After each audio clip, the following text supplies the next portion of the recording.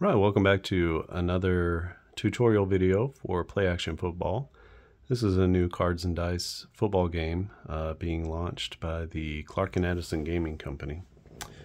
In this video we're going to go over the coin toss and starting the game with a kickoff, or really this is for any kickoff after the half, after someone scores, or at the beginning of the game.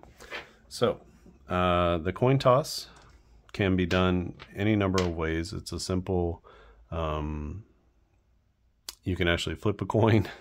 I like to roll the 2d6s, and that way I usually color code them. So if Minnesota's playing at Denver, then Minnesota's rolled a 5, Denver's rolled a 6.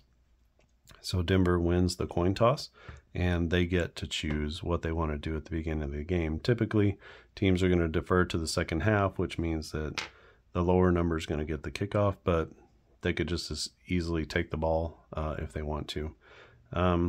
So that's a simple coin toss. You can use the 2d6s, you can use 2d10s, you can use a single d6 and just do one roll for each team. However you'd like to do it. You can use a real coin and flip a coin. So the coin toss is quite easy, and it's just a way to get the game going. Typically when I figure out the coin toss, I'll write next to each team which half they receive the ball in. That way, just in case I don't finish the game, and let's say I start the game at halftime, I'll know which team is going to get the ball. It just kind of helps me to keep track, because I've lost track of that before. You could always roll for each half if you wanted to. But typical rules are if you defer to the second half, then the team that lost the coin toss gets the ball first. And then in the second half, you can choose to receive or kick. Most of the time people want to receive in the second half. So that's typically how I just kind of default to playing it. Now for kickoffs, let's say Minnesota's going to get the ball first. So Denver who's the orange, they have deferred to the second half. So they're going to kick off first to Minnesota. And what we need is our D10s. This here is the kickoff chart. There's an onside kick column, but here these two are for kickoffs and returns. So first you're going to look at the kickoff. Next you're going to look at the return. You can roll these together, or you can wait. Sometimes there's a little bit of value in waiting. Like here it says 65 yards plus a d6 roll. And so you need to add those two values together. And it could be that turns out to be, let's say 65 plus 5. That's a 70-yard kickoff. That's 5 yards deep in the end zone. And are you going to run that out? Maybe, if you know it's a 10. But you typically have to make that decision after you know how far the ball goes. Would you run it out if you didn't know what the number was? Probably not. But that's for you to decide. Maybe you want to run out every kick. I don't know. So Denver kicks off. They have a 5. And hopefully you can see that number okay. They have a 5, and you can see that on a roll of 1 to 10, a 5 is going to be a touchback.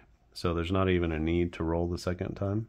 Let's see if we can get a, okay, so here's a 10. So that's going to be a roll of 10 from Denver. And it's a 60-yard kickoff. So that takes it down to the 5-yard line. And then Minnesota on the return would roll their D10. And you can see that that's only 13 yards plus 6. So a 19-yard return after a 60-yard kick. So starting at the 5, that would be out to the 24-yard line. So that's how kickoffs work. They work like that for everything. And you can see that there are some that are touchbacks, some are straight up yardage, and some have a D6 or a D10 roll attached to it. The one thing that I like to play is on a 10 for the receiving team. I like to give them the yardage. So this would be a 40-yard return, just as it is. And then I also like to use the breakaway result. So if it was Minnesota returning, then I would roll against the breakaway chart. What breakaways are opportunities to add yardage. for big plays, yardage on top of what you've already done. The first 5 results here, 2, 4. The first 4 results are going to be no breakaway, and if you get a one of those that says none, then basically on this play you would take the 40 yards and that would be it. There's no breakaway opportunity. Now I rolled a 7, you can see that, and the 7 says 40 yards. So we would take this 40, add it to this 40, and that would be an 80-yard return. So if we had started at the 5, we would be down to the 15, the Broncos 15, and that would be the kickoff return, a huge kickoff return.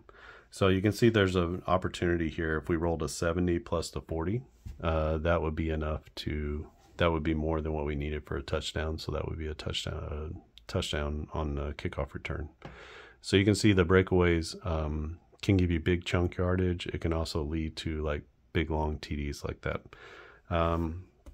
So that is kicking off, and that's how you'll start every game, every half, and then after every score.